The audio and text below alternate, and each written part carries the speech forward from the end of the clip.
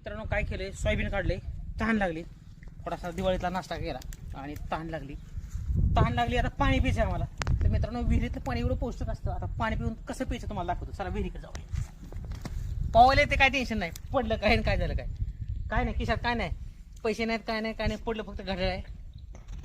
घड्याळ ती मिळून इकडनं आलेलं आम्हाला, त्यामुळे काय टेन्शन नाही. म्हणजे ह्याचा अर्थ किंमत नाही असं नाही, आहे किंमत, पण तशी पडायची वेळ येणार नाही. पण इमर्जन्सी पडलं असतं त्याचं एवढं काय नाही. पण या पाणी कसं पिलं, आणि विहिरीतलं पाणी एवढं पौष्टिक असतं ना मित्रांनो. लोह, कॅल्शियम, फॉस्फरस, अख्खं ती सगळं सगळं सगळं सगळं ह्याच्यामध्ये आहे.